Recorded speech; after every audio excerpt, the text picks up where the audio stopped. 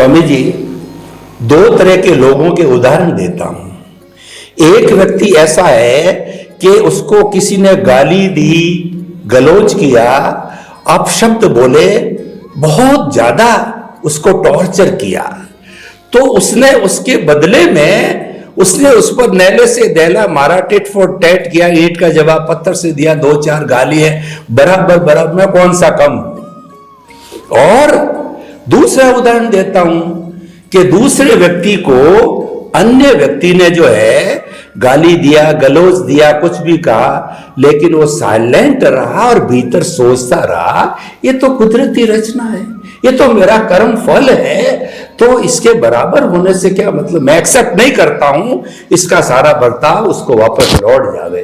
तो स्वामी जी, अध्यात्म विज्ञान की दृष्टि से आप बताइए कि दोनों के जो कॉज पड़े या नहीं पड़े, कॉजल बॉडी बनी या नहीं बनी, और क्यों नहीं बनी, इसको थोड़ा अध्यात्म विज्ञान की दृष्टि से विस्तार से बताइए, क्योंकि ये बात हर व्यक्ति के जीवन में घटित रहती है, ताकि कि वो अध्यात्म विज्ञान सनातन सत्य की दृष्टि से अपने जीवन को वैसा बना सके। आप सबको मेरा नमस्कार, जय सच्चिदानंद, और प्रश्न के लिए धन्यवाद। सबसे बड़ी बात यह है, मानव जीवन एक इंसान के नाते हमको सोच समझ के जीना चाहिए, क्योंकि कुदरत ने विशाल बुद्धि केवल इंसान को ही दिया है, हर प्राणी के अंदर से, और इसीलिए देव लोग भी मनुष्य भाव की झंखना करते हैं, क्योंकि बुद्धि की जो विकास है वो केवल मनुष्य के पास है, देवों के पास भी नहीं है। देवों के पास अवधि ज्ञान है, शक्ति है, बुद्धि नहीं है, क्योंकि पुरुषार्थ नहीं करना है। क्या नहीं करना है? पुरुषार्थ। उसके लिए अच्छा बुरा कुछ भी नहीं है। They always on a duty, फर्ज में होता है, और जो कहेंगे वही करना है, तो इसके लिए उसकी कोई जिम्मेदारी नहीं होती है। तो इंसान के पास बुद्धि है, सबसे पहले ये सोचते हैं एक आम इंसान के नाते कि भी अगर किसी ने गाली दे भी दिया, अपमान कर भी दिया, तो क्या बड़ी बात है।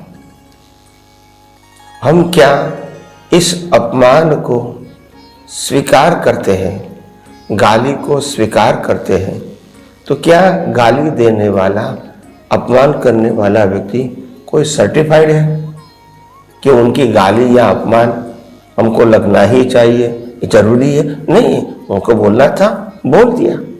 हम इसकी वैल्यू क्यों करते हैं? अगर वैल्यू नहीं करेंगे तो हमको कोई असर नहीं होगी, उसकी असर उसको होगी। जब मैंने आपको गुस्से से गाली दिया, किसके लिए दिया? आपको दुख पहुंचाने के लिए। आपको दुख नहीं पहुंचेगा तो वो दुख मेरे को तो पहुंचेगा। Back to pavilion. तो पहले ये सोच होना चाहिए कि आप एक्सेप्ट मत करो। दूसरी बात, अगर गाली दे दिया किसी ने, अपमान कर दिया है,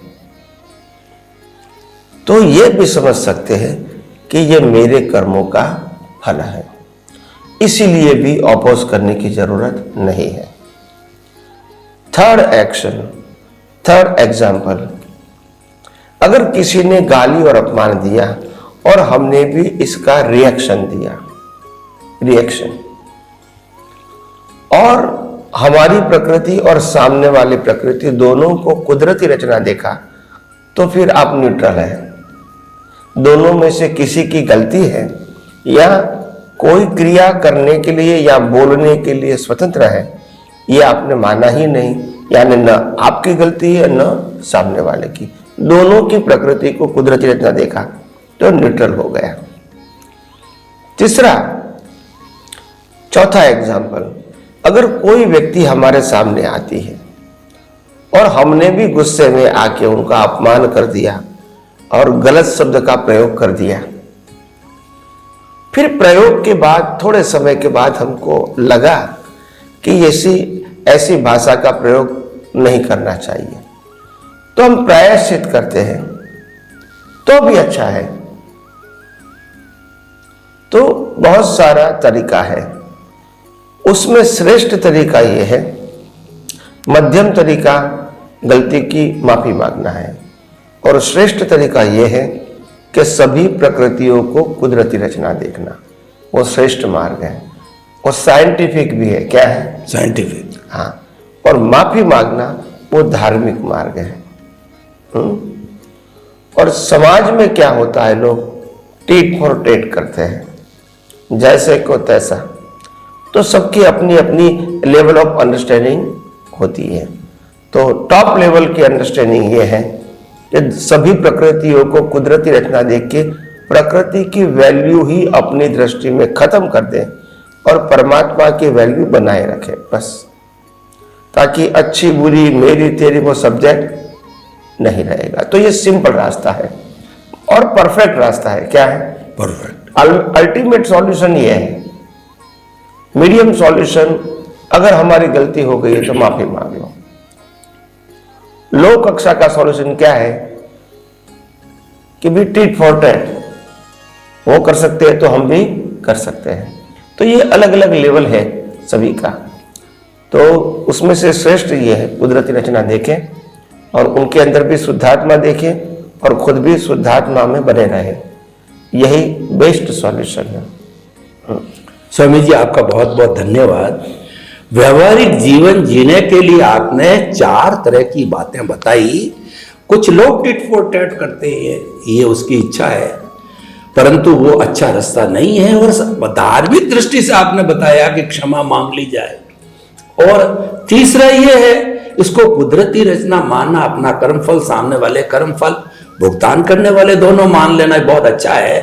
तो इस हिसाब से ये हुआ कि जो कुदरती रचना देखता है वो कॉज फ्री रहता है और नई कॉजल बॉडी नहीं बनाता है।